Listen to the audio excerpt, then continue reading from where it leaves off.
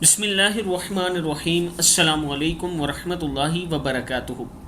عابد راجہ channel کی طرف سے آج میں اپنے دوستوں کو رسول اللہ صلی اللہ علیہ وآلہ وسلم کا ایک بہت ہی پیارا فرمان سناؤں گا۔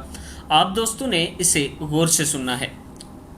سیدہ عائشہ صدیقہ رضی اللہ تعالیٰ عنہ فرماتی ہیں کہ نبی اکرم صلی اللہ علیہ وآلہ وسلم میرے گھر تشریف لاتے تو پوچھتے کچھ کھانے کو ہے؟ میں کہتی نہیں تو آپ صلی اللہ علیہ وآلہ وسلم فرماتے ٹھیک ہے، تب میں روزے کی نیت کر لیتا ہوں۔ ایک دن آپ صلی اللہ علیہ وآلہ وسلم میرے پاس تشریف لائے تو میں نے عرض کی اللہ کے رسول صلی اللہ علیہ وآلہ وسلم کچھ تحفہ آیا ہے۔ آپ صلی اللہ علیہ وآلہ وسلم نے پوچھا کیا چیز؟ میں نے عرض کی کھجور اور مکھن سے بنا حلوہ۔ آپ صلی اللہ علیہ وآلہ وسلم نے فرمایا میں تو صبح سے روزے سے تھا، تب آپ نے یہ کھانا تناول فرما لیا۔ ترمذی کی حدیث ہے۔